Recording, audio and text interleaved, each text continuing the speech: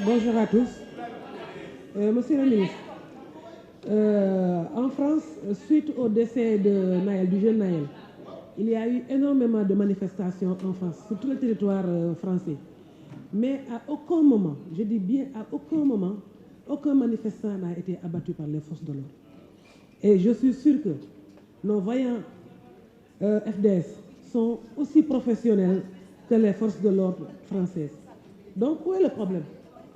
Comment se fait-il que les forces de l'ordre du Sénégal tirent toujours avec des balles réelles sur les manifestants? C'est ça mon problème. J'aimerais savoir d'où viennent les ordres. Parce que, bon, cela, bien sûr, cela ne veut pas dire que les forces de l'ordre sont innocentes.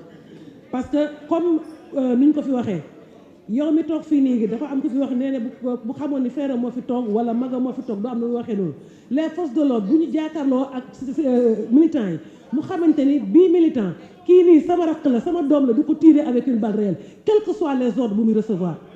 Donc nag je me dis que il faut ngeen xoolaat ordre yi balaa ngeen respecté ordre ak kuy joxe ordre yi.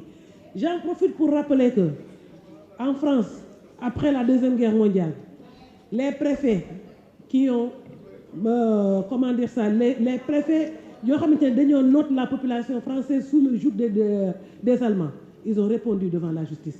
Et ici au Sénégal, il n'y a aucune prescription pour les crimes contre l'humanité. Loolu laa bëggoon wax. Monsieur le ministre, depuis 2021 yow ak sa 3 collègues yéen a ngi wax affaire force occulte, affaire rébellion. Vous vous souvenez bu ñuy def commission yi au départ plénière bu mu commencé. Je vous avais demandé d'arrêter de parler de terrorisme et de rebelles parce que la Casamance a énormément souffert. Et elle continue de souffrir avec les balles réelles que vous êtes en train de tirer sur la population. Ce sont juste des manifestants.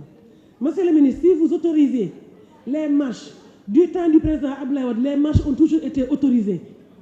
Si vous avez autorisé les marches, vous accompagner les jeunes, avec vos forces, vos forces, ñoo xamante ne ñoom ñooy chargé de la sécurité kon tous ces morts là du am mais encore une fois je ne sais pas lan moo tax vous ne voulez pas encadrer les jeunes et laisser les jeunes manifester alors que vous dites que nous sommes dans un état de droit.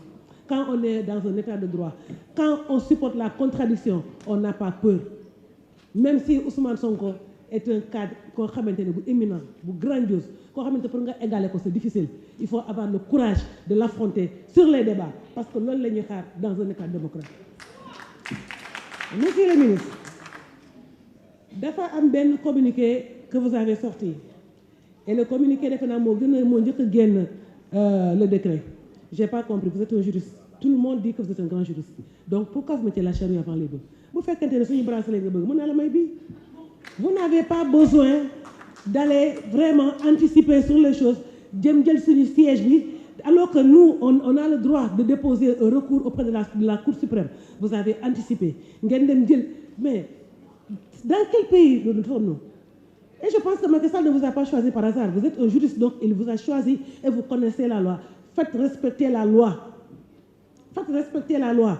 Mais comme le dit président Ousmane Sonko, c'est une cuune, c'est une ñàkk mën-mën. Moo tax tout le temps vous êtes dans les erreurs.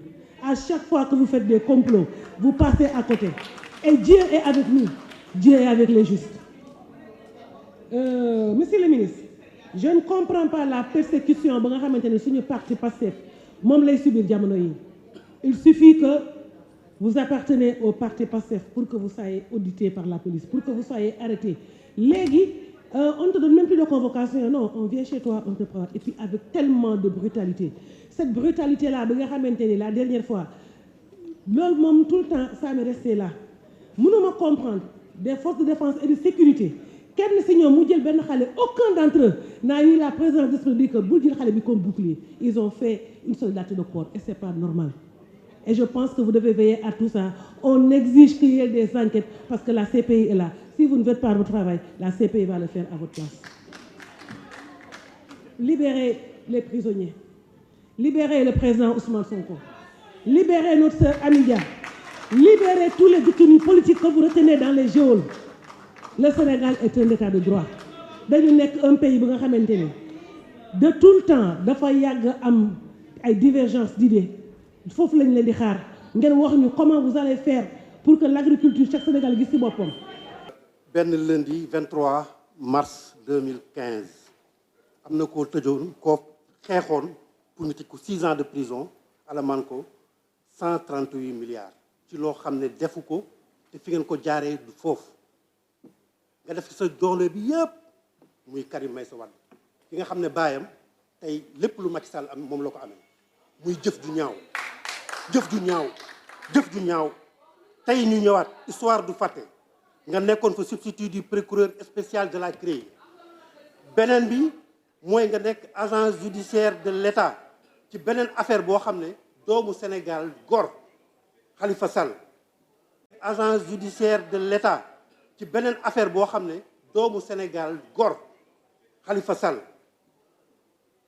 nga xeex def lépp loo mën ba ñu tëj ko lu mat 5 ans de prison alamaan ko 1 milliard 800 millions ci loo xam ne teguwul fenn parce que yéen ñi ko doon def yéen a doon jariñoo xaalis boobu yéen la ci yërëmoo di leen ci dimbali.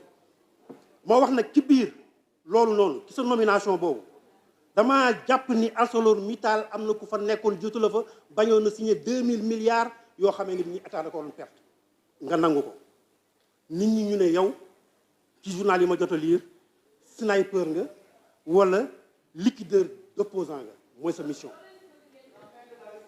loolu lañ ci wax. beneen bi mooy bu ñaar yooyu weesoo dama bëgg a wax Sénégal yow mi nga xam ne yaa nekkoon ci ñaar yooyu tey yow yaa toogaat bëgg nañ coono yi nga daj pour egsi fi nga yegsi donc say mbokk def nañ li ñu waroon def pour nga nekk fi nga nekk mais tey bu ñu yàlla yaakaar naa ne ñu ngi koy ñaan Sénégal bu dimbali ñu ci xañ ñu ay dirigeants yoo xam ne du ñu wàccu ba pare di ko lekkat munoo wàccu ci Khalifa Sall wàccu ci CREI jëlaat lépp lekkat ko uniquement parce que da nga bëgg benn poste wala da nga bëgg loo xamee ne bi nii ëllëg mu extrapolitain wala alal loolu dafa ñaaw ngor jeex na sama code d'honneur suñu code d'honneur moo ñu may tey ci wàllu président Ousmane Sonko duñ ci wax parce que pare nga ci ñaar yële kenn moo la defee donc man damay jàpp ni ñi waxoon yow da nga ñëw pour liquider ay opposants ñaari jëf yi boo ko tegee ci li nga def ci lépp loo xamee bi cible actuelle bi mooy arrêter la mer avec ses bras bu ñu la dénk loo xam ne mënoo ko mënoo arrêter la mer avec tes bras le président Sonko c'est une vague c'est une tsunami mënoo ko mënoo ko arrêter je pense que am nga métier parce que jàpp naa ni ñun ñii nga xam ne ñoo nekk Pastef man suñuy wax Pastef man dama judd nekk Pastef dama juddoo Pastef dama nekk Baye Fall judd nekk Baye Fall ñu tuddee ma doomu maam Cheikh Ibrahima Fall ma am la viatique Baye Fall nga xam ni ci Pastef lañ ko samp donc jàpp naa ni képp koo xamee ne bi nii am nga beneen gis-gis ci Pastef bu bokkul ak nit koo xamee ne bi nii li nga nekk soo ko gëmee parce que borom Tuubaa loolu wax naan ak mag ñu njëkk ñi su fekkee asamaan si moo ma tiim suuf si tiim ma am Pastef lépp lu yonent bi gasoon dinaa ko fekk ji loolu moom mooy Pastef Pastef nekkul ay caaxaan Pastef suñu ADN la Pastef suñu yaram la suñu deret la Pastef mooy li nga xam ne mooy tax képp ku ko amul doo tekki dara ci kaw àdduna te su fekkee ni da ngaa xeex Pastef ba yaakaar ni tey ëllëg di nga ci am ndam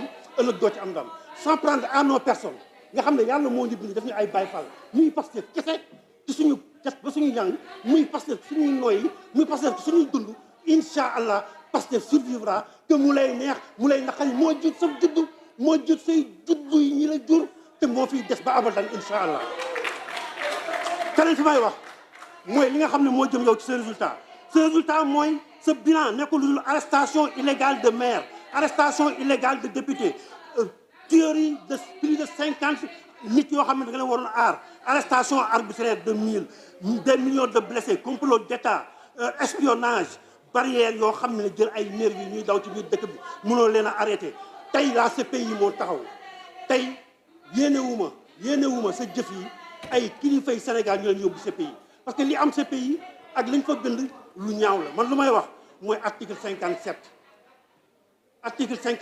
war na la doy parce que man nag yàlla du ma am ndap aw ma riiti maanaam kenn tënkuma ci benn dialogue bokkuma ci woon dama ciy maandu waaye aw ma riiti bu ma la riiti ñi ko mën nag nañ toog fii di la riiti waaye man dëgg laa lay wax askan bee ma fal waxuma